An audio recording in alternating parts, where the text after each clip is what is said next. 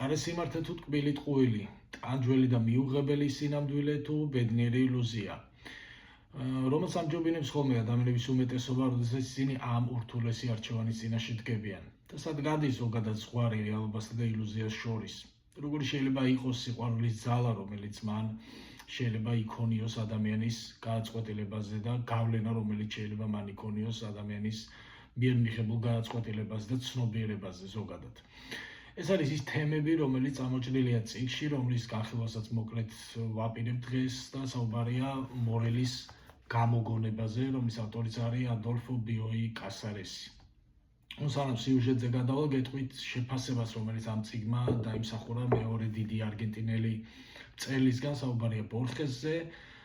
რომელიც მას სრულყოფილი რომანიც კი უწოდა. ეს ყოველგვარი გადაჭარბების გარეშე ნამდვილად არის სრულყოფილი რომანი, იმ გაგებით, რომ აქ წამოჭრილი ის თემები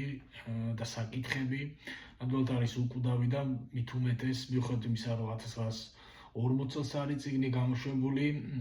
ეს თემები და საკითხები, რომელიც აქცენტირებული და ხაზგასმული ამ წიგნში თანამედროვე ადამიანისთვის ნამდვილი გამოწვევა და ნამდვილად მნიშვნელოვანია 21 საუკუნის ადამიანისთვის, რადგან აქ არის აღწერილი საფრთხეები და საშიშროება, რომლის წინაშე შეიძლება რომ იდგეს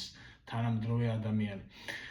რაც შეეხება სიუჟეტს, მოკლედ რომ ვთქვათ, ეს არის ვენესუელელი მწერალზე, რომელიც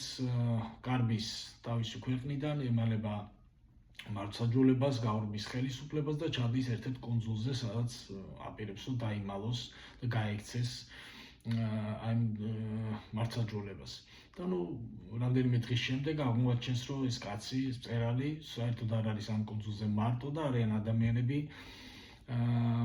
უпроцоრად ადამიანების ფიგურები, რომელსაც ის შორიდან აკვირდება. და რატომ ადამიანების ფიგურები, როგორც ირკვევა,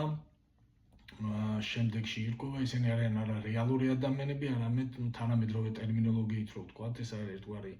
3D გამოსახულების ფიგურები, რომელიც ჩაწერილია, აი სრულად ესეთი ფანტასტიკური სურათის ჟანრის წიგნია ზოგადად და ესეთი ფანტასტიკური სურათი ვითარდება, რომ ეს ჩაწერილი ფიგურებია ერთ აპარატზე, რომელიც გამოგონილი აქვს მეცნიერ მორელს. და ეს ფიგურა, რომელსაც ჩვენი ვენესუელელი მწერალი შორიდან აკვირდება, ის ადამიანების გამოსახულებები, სანამ გაიგებს ის მისი ნამდვილობის თუ არანამდვილობის შესახებ, ამ ადამიანებში არის ერთ-ერთი ქალი, გამოსახულების შორის ერთ-ერთი ქალი, რომელიც უკვე უყვარდება შორიდან ამ კაცს. და ეს სიყვარული მას მიაღებინებს იმ გააწყვეტილებას, რომ ბოლო-ბოლო მივიდეს ახლოს და გაიცნოს ეს ქალი, თუმცა ის შემდეგ აღმოაჩენს, რომ ეს სულაც არ არის ნამდვილი ადამიანი, უბრალოდ ეს არის ჩანაწერი და გამოსახულება, რომელიც აი მორელის, მეცნიერ მორელის მიერ შექმნილ აპარატზე არის უბრალოდ ჩაწერილი და შექმნილი. და ეს სწორედ ეს აღმოჩენა მიაღებინებს ისეთ გააწყვეტილებას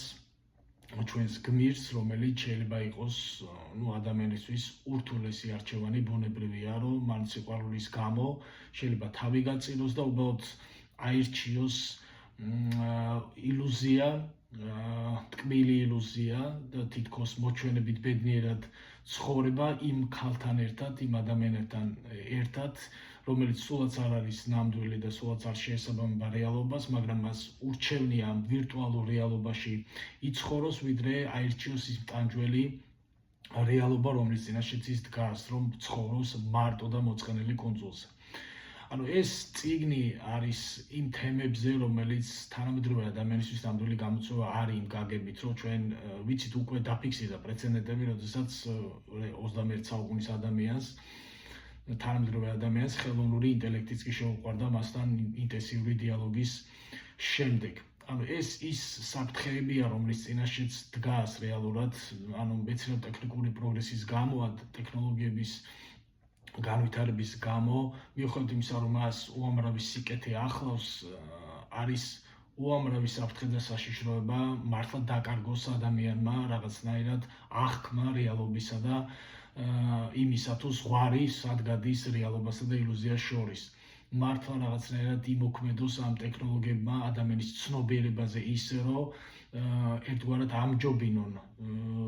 ბედნიერ და ტყუილ ილუზიაში ცხოვრება რეალობას და იმ თუნდაც მიუღებელ და მტანჯვალ და რთულ გამოწვევას, რომლის წინაშე შეიძლება ადამიანი იდგეს. და ჩვენ გვაქვს ეს შემთხვევები, ბუნებრივია, რომ თანამედროვე ადამიანების უმეტესობა რაღაც გაგებით გაურბის მისთვის მიუღებელ და რაღაცნაირად აუტანელ რეალობას და ერთგვარ თავშესაფარს პოულობენ რაღაც სოციალურ ქსელებში და იმ ვირტუალურ რეალობაში და იქ ეძებენ რაღაც თვალსაჩინო მოჩვენებით ფსევდობედნიერებას. ამიტომ არის ეს წიგნი მნიშვნელოვანი და ზოგადად ნამდვილი ლიტერატურის დანიშნულება რაც არის, რომ ლიტერატურა აკეთებს, ნამდვილი წიგნი აკეთებს იმას, რომ ჩვენ რაღაც თვალსაჩინო განვიძენთ იმუნიტეტს, რომ გავდივართ იმ საფრთხეებს, იმ განცდებს და ემოციებს, რაც შეიძლება გაიაროს პერსონაჟებმა. ჩვენ ამას წინასწარ გავდივართ იმისთვის, რომ რაღაც თვალსაჩინო მომზადებული და იმუნიტეტ აღჭურვილი შევხვდეთ იმ გამოწვევებს და საფრთხეებს, რომლის წინაშე შეიძლება ნებისმიერი ადამიანი, თავისუფალი ადამიანი, თანამედროვე ადამიანი ცხოვრებაში დადგეს. ამიტომ არის ეს ტექსტი მნიშვნელოვანი და ვისაც ჯერ კიდევ არ აქვს საკითხული ეს წიგნი, ეს ნამდვილი შედევრია და ეს ერთ-ერთი უდიდესი არგენტინელი მწერალია, ბორხესთან და კორტასართან ერთად, ჩემი აზრით, ეს ნამდვილი ტრიუმვირატი არგენტინული, რომელიც არის, ამშვენებს ადოლფო ბიოი კასარესი ნამდვილად არგენტინულ ლიტერატურას და არა მარტო არგენტინულ ლიტერატურას ბუნებრივია და ნებისმიერი თანამედროვე ადამიანისთვის ეს არის ის ტექსტი, რომელიც აუცილებლად წასაკითხის სიაში ნამდვილად არის შესატანი, რადგან მართლა ეხება იმ საკითხებს და იმ თემებს, რომლის წინაშეც თანამედროვე ადამიანი, ნებისმიერი ადამიანი შეიძლება რომ იდგეს დღესდღეობით.